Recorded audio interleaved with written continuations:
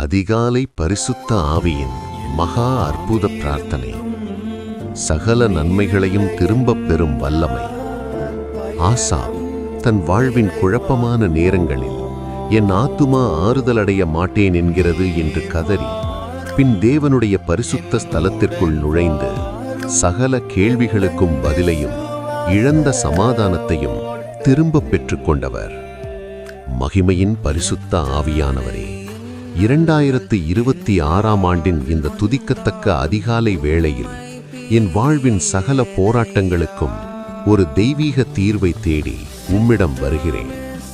தன் உள்ளத்தின் பாரங்களை மறைக்காமல் உம்மிடம் கொட்டின ஆசாப்பை போல நானும் இன்று என் கண்ணீரோடு உம் பாதத்தில் சரணடைகிறேன். நான் இளைத்த ஆத்துமாவை திருப்தியாக்கி வருத்தப்பட்ட எல்லா ஆத்துமாவையும் நிறைவாக்குவேன். எரேமியா 31:25 என்ற அந்த உன்னத வாக்குத்தத்தத்தின்படி என் வாழ்வின் வறண்ட பகுதிகளான பொருளாதார நெருக்கடி, தீராத கடன் சுமைகள் மற்றும் குடும்பத்தில் இருக்கும் கசப்பான பிரிவினைகள் யாவற்றையும் இன்று ஒரு அற்புதத்தினால் மாற்றி அருளுவீராக.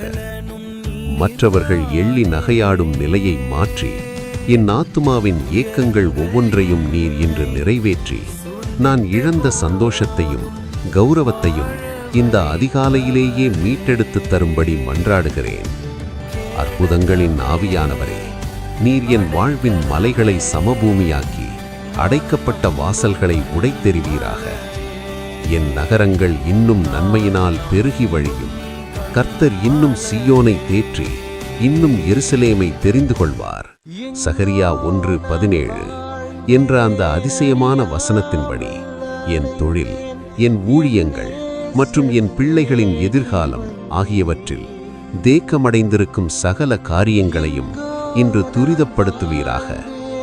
மருத்துவர்களால் குணப்படுத்த முடியாத பலவீனங்கள் இன்று உமது அக்கினி அபிஷேகத்தால் தகித்து போகட்டும். இருள் சூழ்ந்த என் பாதையில் உம்முடைய வார்த்தை ஒரு பேரொளியாக வீசட்டும். ஆசாப் உம்முடைய ஸ்தலத்திற்குள் நுழைந்து ஒரு புதிய பலத்தை பெற்றபோல இந்த ஜபத்தின் மூலம் நானும் ஒரு புதிய மனிதனாக உருமாறி கடந்து செல்கிறேன். இந்த நாள் முழுவதும் உமது பிரசன்னம் எனக்கு முன்னால் சென்று நான் தொடும் காரியங்கள் யாவையும் ஒரு மகா பெரிய வெற்றியாக மாற்றி கட்டளையிடுவீராக. ஆமென். ஆசாப்பின் குழப்பங்களை தீர்த்து அவருக்கு மேன்மையை தந்த அதே தேவன் இன்று உங்கள் வாழ்வின் சகல சிக்கல்களையும் ஒரு அற்புதத்தினால் தீர்த்து வைத்து விட்டார் என்று நான் விசுவாசிக்கிறேன்.